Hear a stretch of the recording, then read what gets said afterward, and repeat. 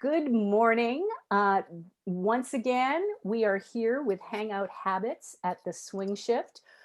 We're new in 2021. I have got my Kamala Harris pearls on. It's inauguration day. We are delighted to be back. And today we're going to talk about staying in your lane. But first, we want to share a couple of things about some programs and services we have coming up. We do have an accountability cohort that is kicking off in January. If you need someone to help you move your career forward, we do have a great program that helps you do that. It's 6 weeks, and we buzz through everything from discernment all the way out to interview prep. So take a look at our website. We have some video on demand workshops, including LinkedIn and personal brand and interviews for the modern job search. And as of yesterday, our book, Back to Business, is available for purchase. We've been talking about pre orders, it's ready now. And it is climbing up the Amazon charts. We're thrilled about that. So please go order the book and then leave a review over on Amazon. That's And enough about it. Oh, go ahead, Sarah. Nancy, I just want to say to everyone, we're running a special on the accountability program. So if you purchase the book, just send us a screenshot of your receipt and you'll get that discount on the accountability program. So normally it's $49 for the 6 weeks, but it'll go down to about $19 and you get the book with it. So make sure Great. you do that. Thanks, Sarah. I almost forgot. But that's enough about us, because today we are honored to have Andrea Lay, who is the VP of Strategy and Insights at IdeaClick. I'm going to tell you a little bit about Andrea, and then I'm going to hand the reins over to her. She's an e-commerce strategy enthusiast and expert, and her career has some fascinating stops along that road. Her work with suppliers on e-commerce strategy and execution ranges from consumer work with Macy's and Disney Apparel to a successful startup work at Bevy Up, where they were sold to Nordstrom. And that was a business dedicated to helping sales associates extend customer relationships beyond brick and mortar stores to Nordstrom. Now, the other part of her career is she worked for 10 years as a senior executive at Amazon, where she worked on the launch and management of programs including automated pricing, the Prime program, Amazon Fresh, and the Harry Potter book launches, which I think is awesome. Her current role is VP of Strategy and Insights at IdeaClick, which empowers manufacturers to take charge of their e-commerce without compromise.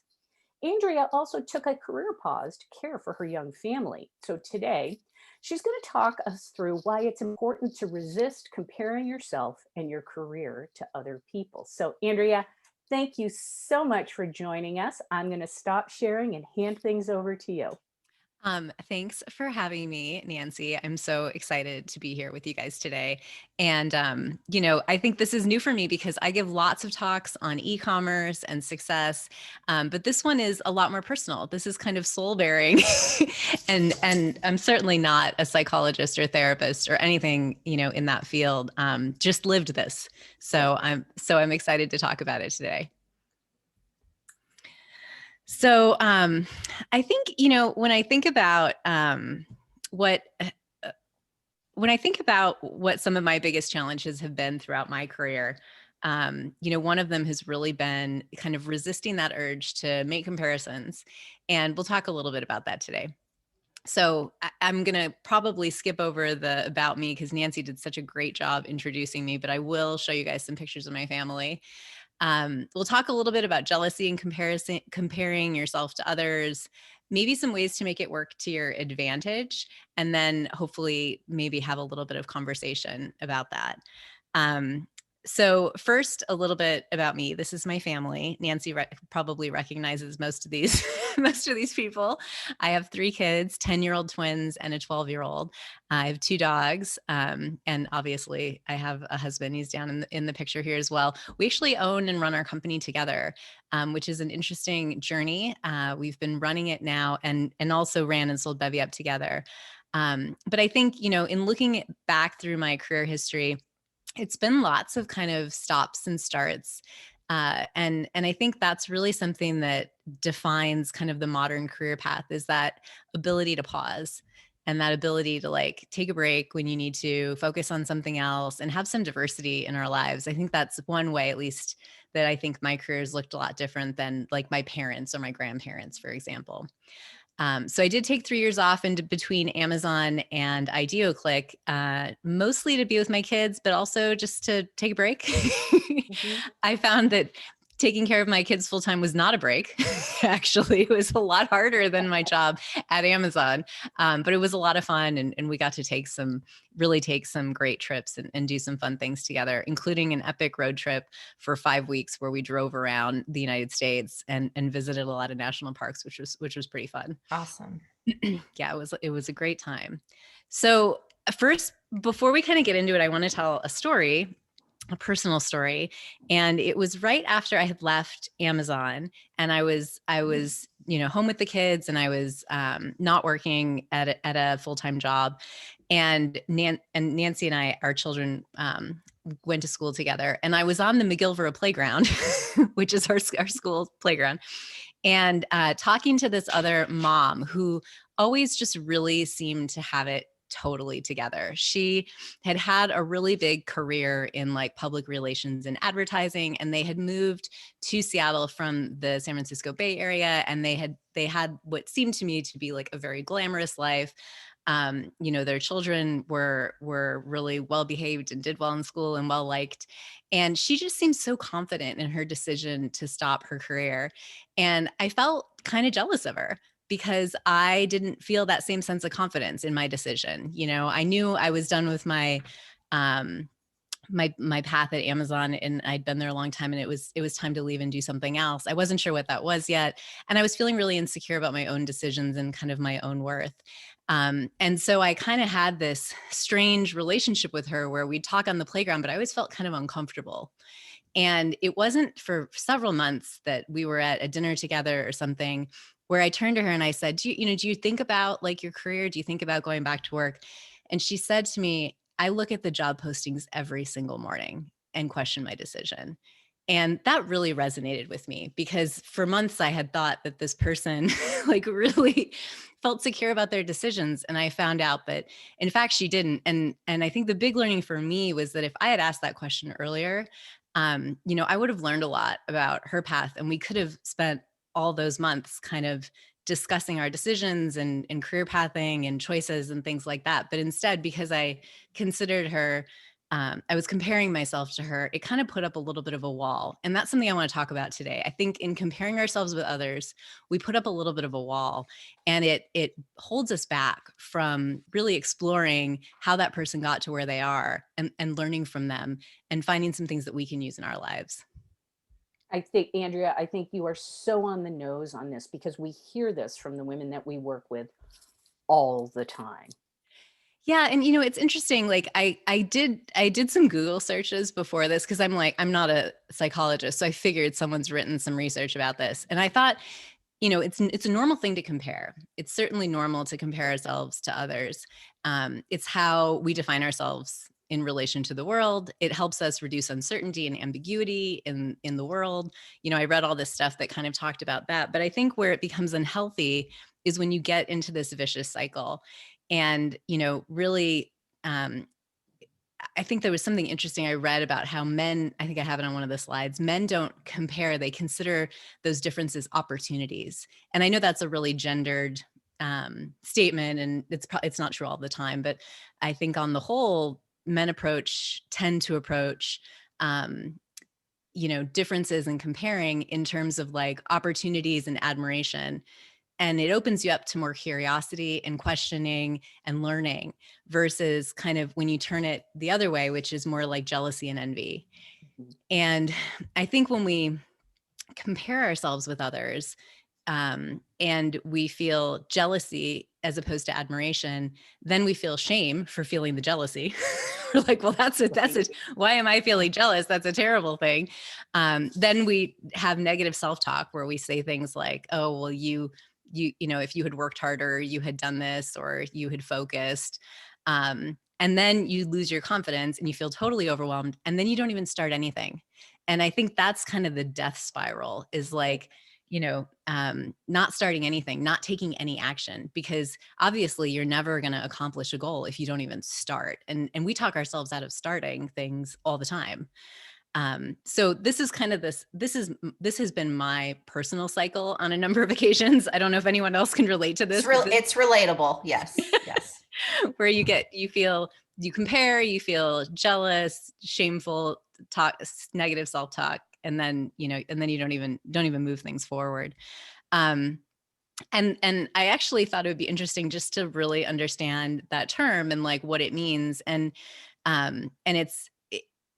it's one thing to acknowledge someone else's achievements and advantages, and it's another to feel envy. And I think when we get to that envy point, we really need to stop. And I speaking about my own personal experiences, I have found that if I stop and I really take a look and I analyze that feeling, I can really find something to do with it and figure out ways to action it. And I'll talk about that in a minute.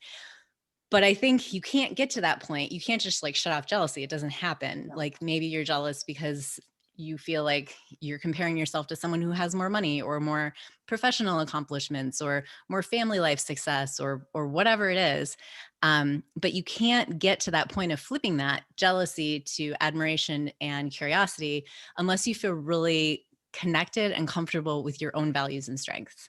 And I think for me personally, that's been the biggest learning is, and especially as you enter the world of like when you disconnect yourself from a career and, and have these other experiences in your life, a lot of a lot of my personal identity was tied up in working at Amazon and what that meant for me. And Yes. that was how I valued myself. Right. And when you cut that cord, you have to find new ways to value yourself and really understand what your values are. And you have to get really familiar with your own strengths. And that's a journey. That's not like, you can't just like, work on a consulting project and know that, or like take a part-time job and learn that. It's certainly a journey. And I'll share a little bit about my journey and how I learned some of those things about myself. But I think it's going to be a different journey for everyone. Well, and I think that is absolutely the point of this. Everybody's path is different, right? And if you think of them as levers, you've got your home lever, your economic lever, your definition of yourself. Many of the women and guys that we work with talk about that very issue of being defined by their job. And that when they walk away from that job, I certainly encountered that after I left Microsoft. The first cocktail party I went to, somebody said, "What do you do?" And I said, "Oh, well, my daughter is 9 months old," and you could see the glaze. And so it cuts both ways, right? It's hard, and then I went, but I just finished, I was the GPM of SharePoint at Microsoft and I'm teaching over at UW, and it was very, very illuminating. And I think this happens a lot. Yeah. And getting that elevator pitch down, I thought was really hard. Like for a while you would say, well, here's what I used to do, but like, you don't do that anymore. So that's a weird thing to keep talking about, especially as time passes. That's right. And then, I think depending on the environment that you're in, like there might not always be like a high level interest in hearing about your day-to-day with your kids. So you have sometimes I'm not interested in my day-to-day. Sometimes I get bored talking about that sometimes. So I think, knowing the audience and really, again, it kind of goes back to if you really feel strongly connected to your own values and your own strengths, you can find a great answer to that question that doesn't make the other person uncomfortable and allows you to talk about something that you're excited about, like something that you're reading or researching or a volunteer project that you're working on or something, whatever it is. Like, I think people connect with other people when it's something that's important to them. Right. And so finding what those things are, I think is really important. So here is what the process that has worked for me. And I'm not great at it. Like I certainly have a lot of moments where I fall off the process, but I think when you start to feel those feelings of envy or comparing come up, first you just have to like recognize it and name it, in your head. Like, this is okay. I'm having a feeling like I'm starting to compare myself to this other person. And I think this is the part where you can go down that right after that, you can go down this more self-destructive path of comparing yourself with someone else and feeling bad about yourself. But again, that puts up this wall And we miss opportunities when we do that. And we need all the opportunities that we can get, right? Like we need every window and door open Absolutely. as much as possible. And so don't close your own doors, finding ways to keep those doors open. So I think the first thing is like recognizing it and naming it. And then really asking yourself the question, is what they have something I am willing and interested in working for? And that really goes back to those values and strengths. And I think doing the hard work on that, and I have some resources in here that I've used to get more familiar with those for myself. And then consider if it's not something that you are willing to work for, or if it is something that you're willing to work for that's important to you, being curious as opposed to comparing. And that's the moment, I think that's an important part where it flips from throwing your doors wide open to opportunity and learning versus closing them down and not learning and not growing and kind of feeling bad about yourself. And then just asking a lot of questions. I mean, kind of going back to that playground example I gave in the beginning, if I'd asked a lot of questions, I would have learned all about this woman's really interesting previous career. Some of the places that was interested in going next, they were very similar and aligned to some of the things I was working on. We could have learned from one another. We could have shared resources, but like that whole opportunity got missed. And now this will tell Nancy who it is, but then she moved away. so, so, so we missed this whole like chance that we had to really learn from one another professionally because I let that comparing kind of get in the way. And then really reflecting back on your gifts and your strengths. And that's the kind of staying in your own lane part, which is, we are all blessed with things. And if you don't feel like you are, you just have to learn what they are. And really focusing on your own journey. And I loved this quote. I got it somewhere off of the internet and I don't have a source for it, but I think it was on Thrive Global's website. I love Thrive Global. You're never behind on your own path. I love that. You are on your path. You are on your journey. This person may have started their journey earlier or later than you in a different way with different resources, different advantages, different gifts, different strengths. And you can look at it as, I'm not as good at that as that person, or you can look at it as this is something I can learn from. And maybe that's going to be my path and maybe not. Right. And the more you learn about other people's journeys, the more you can help yourself create your unique journey and determine your unique path. I mean, I think a great example is I have a friend who kind of went into a similar kind of consulting world that I did, kind of more thought leadership in a really different space. And we have had completely different paths on how we have found success, and they've both worked. And I think the only way, and I think we've also learned a lot from each other through the process, like kind of testing out ideas on one another and discussing them and trying things out. And learning that like her style is different than mine. And so what works for her isn't going to work for me. And I have a different, style. And that's been a great example of a relationship that's been very mutually beneficial in figuring out our paths forward.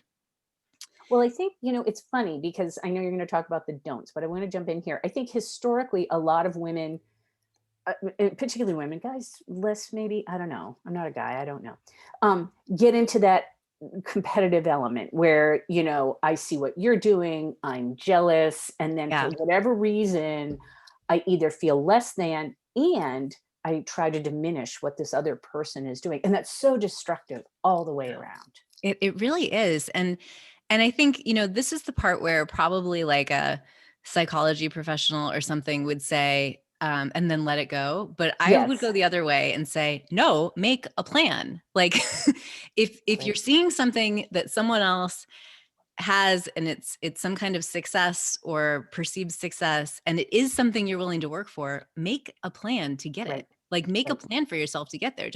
Part of the comparing and the jealousy is a call to action for yourself. Not all the time. If it's not something that's important to you and consistent with your values, or that you're willing to work for, then you definitely need to set it aside. But if it is something that you really want, like make a plan for yourself. Don't just like dismiss the feelings. Like those feelings are coming from a really a really authentic place. And that's the piece where I think I would deviate probably from some of the professional advice. If it meets that criteria of something that you really want, a success you really want, or a milestone or an achievement that you really want, like make a plan for yourself. Right. And I think that's so much more productive, Absolutely. And right? it feels better. It does. Yeah. No, I don't. I mean, I hate feeling jealous, right? I hate being envious because I just go, "Ugh, I feel yucky."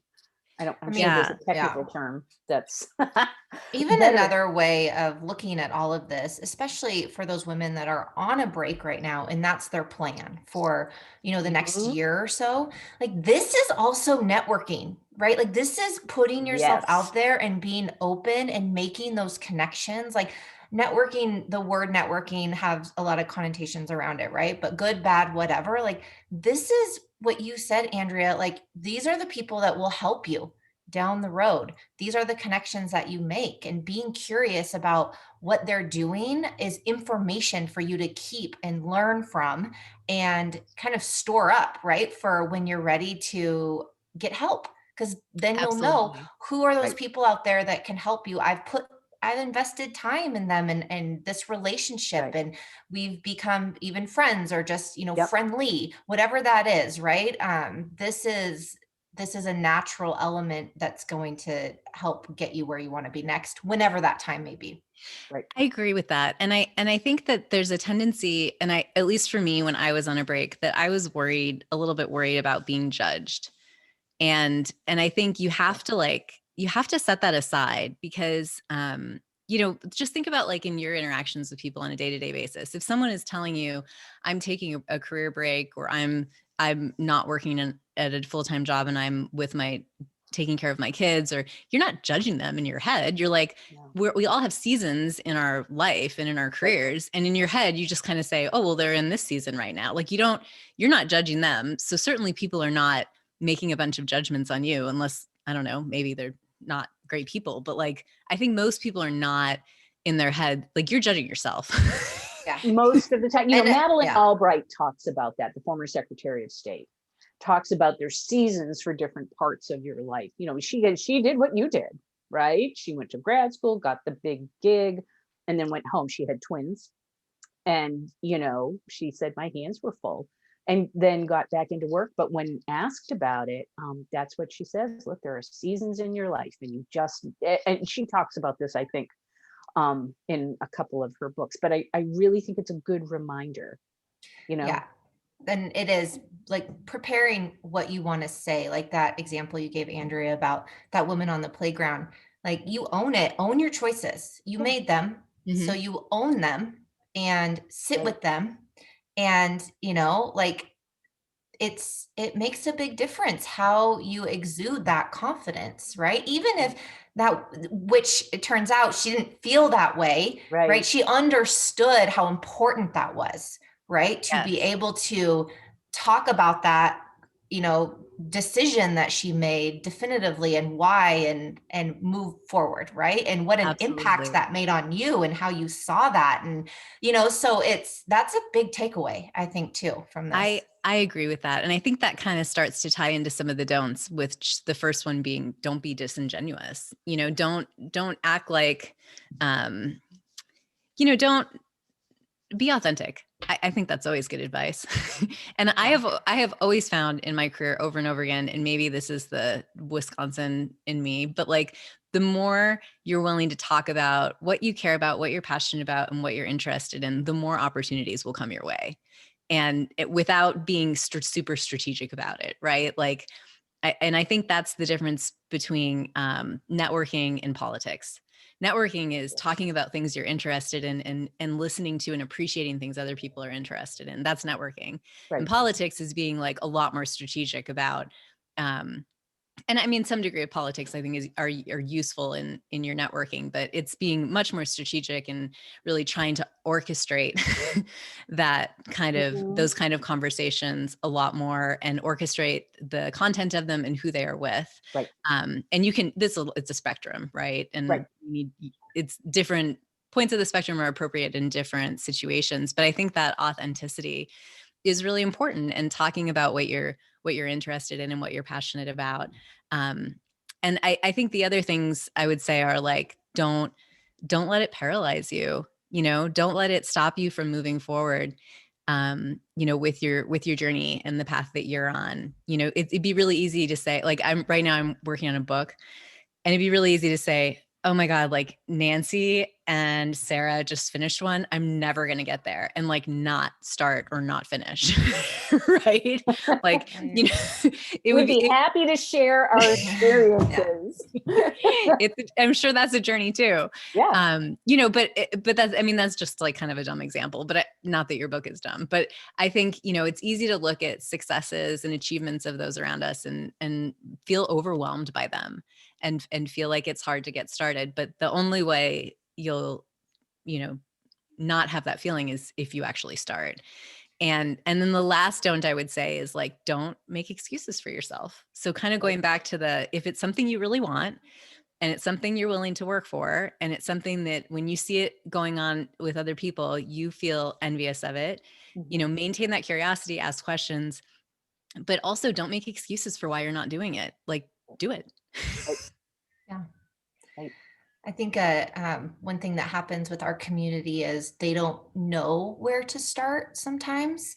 Yeah. And so what happens is then they just don't. And what we like to encourage them is to the questions that it's okay to not know, but those are the questions you should be asking people.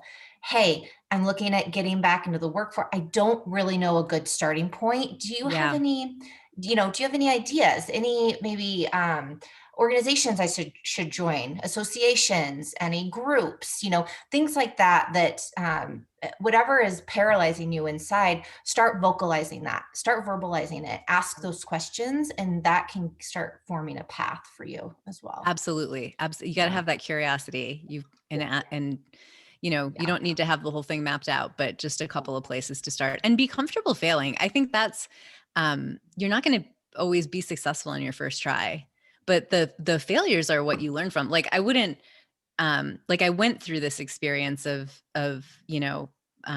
doing a lot of comparing and feeling bad about myself. And that's the only reason that I feel like I know how to not do that. Right. Because you learn from the failure. So, and I would apply that to literally every success in my life. It is that I tried something, it didn't work. I learned, and then I learned how to do it, in a way that would be more successful. And you learn from those fits and starts, and there will certainly be lots of fits and starts, especially if you're starting something new. Yeah. That vulnerability is difficult. And, I think, and I know this because we stumbled around the playground talking about this several years ago. We kind of recommend, a low friction first, if that makes sense, where think about talking to somebody that, yes, you admire them, but you also know them and you know a little bit about them. There's somebody who's now a mentor for me. I was very intimidated by this woman. She had, she was a CEO. She had an amazing background. And I finally like kind of worked up the nerve to talk to her. And she's still super scary smart, but she's been incredibly generous with her insight and advice. And I talked with her when we were getting the business up and off the ground, and she's just been an incredible advisor along the way. But I never would have done it if I hadn't felt like, okay, well, I gotta be a little bit vulnerable. And I said to her, I'm not really sure if we're going to do X or Y. And she just gave me all kinds of insight. Yeah. Yeah. Yeah. I think that's a really good point, Nancy. Like you have to be comfortable being uncomfortable. Yeah. Like you got to just get used to that feeling and be like, I'm going to have to sit with this for a little while because I'm trying something new and I don't have a frame of reference for, my valuing myself. And so like, I'm just going to be uncomfortable. Yeah. Yeah. But it's better than not having a job. Well, and that's really when the fun starts happening. Right. That's when you're really seeing, that risk reward coming back is when you do get out of your comfort zone for sure. Yep. I agree with that. I think there's a lot of good stuff on the other side of those feelings if you can just push through them. And, sometimes you have successes. I feel like some things I've worked on, I've had successes with that have been total surprises, like the The company we sold to Nordstrom, I started it when I was really young. It was, I didn't even know enough to be apprehensive, right? Like Right. you just do something and then later it, it yields for you. But there are other things, even sometimes smaller things that feel way harder and you feel way more vulnerable. And I think you just have to get comfortable with that discomfort and know that there's like going to be really good stuff on the other side of it. I think Absolutely. that's really great advice. And it sounds like that sounds like your takeaway. Oh, look, you're talking I about have takeaways. And takeaways. then I have resources and I really want to talk about them because I feel Yes. like they were really helpful for me. Yeah. But I mean, really it just kind of goes back to like we talked about this already, but getting really comfortable with your strengths and your values. And that's the foundation that you're going to build off of. And then, when you start to feel that jealousy creep in, figure out ways for it to fuel your curiosity and Right. ask a lot of questions and use it as a learning opportunity instead of as maybe a comparing opportunity. And then obviously don't let it paralyze you. Those would be kind of the things I'd want to leave with everyone. But these are the first two on here. I feel like I Oh, could Joel not Clark. Yeah. I could not have started my company without these two resources. And the first one really kind of gets deep into not necessarily like your strengths. It's not like a strengths finder exercise. It's a management exercise where you really identify the core values that are important to you. And I think being able to really understand this about yourself, and it's such an easy exercise. You just look at this list and like you circle 5 and then you narrow it down. And I mean, takes 5 minutes. I think really understanding what your values are will help you in whatever your next journey is. So if that's a more corporate kind of professional setting, then that's what that is. And you can kind of look and see if some of your personal values match the values of the organization and know if you're going to have a good match. If it's, whatever kind of opportunity it is, I think it really helps me figure out, one thing that I scored really high on is autonomy. So I know that like, I want to have a high degree of independence in whatever I'm doing. Okay. Well, that means that probably, certain types of roles aren't going to make me happy. So I felt like that was a really great exercise and really helped me figure out what was going to be important to me in my next career move. The next is Dory Clark. I just love her. I saw you nodding your head, Nancy. So Yes. you guys must be familiar with her.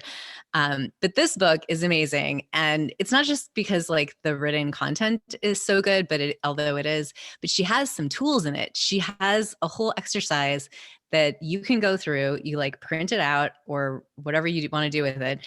And it helps you really narrow down what you're good at. Like, what are you an expert in? Or what do you want to be an expert in? And if it can even be aspirational, like I want to be an expert in e-commerce. Here are, some known people in this field that I need to really get up to speed on, and it really helps you kind of identify the areas that you are uniquely qualified, to bring value in, and also how to go about bringing that value to the table in actual like tools and mechanisms, Awesome. whether it be social media or resume building or, whatever it is. So I felt like those were two resources that I could not have lived without. And then a few others. This one at the end is, if you want to talk about jealousy, there's this lady who does this. Have you seen this one? I've heard I about it. have. So she did a TED Talk. She's in a polyandrous relationship. And it's a really remarkable TED Talk. I mean, I can't imagine, like, I just can't even imagine. It's probably pretty controversial, but she doesn't talk about that. She talks about jealousy and like the opposite of jealousy. And she calls it compersion. It's a really interesting talk. And then obviously Thrive Global and I Like Zen Habits and kind of some articles that I read. These are fantastic Awesome. Yeah. resources. Love it. Yeah. Very helpful. Yep. And and I think you've got your social handles. Oh yeah. You can Yep. follow me if you're into e-commerce and all of that. I write about e-commerce. I speak about e-commerce. I'm an e-commerce enthusiast. So you can follow me in those areas if that's a field that you're interested in. That's great. All right, Andrea Awesome. Lay, Idea Click, thank you so much for joining us here with our Hangout Habits. And Thanks for having me. You're welcome. And let's hope for a better 2021. Absolutely. Yes. Bye, Nancy. Bye, Sarah. Bye. I was going to say, hang on one sec. Oh, okay. All right. Sarah, are we still recording?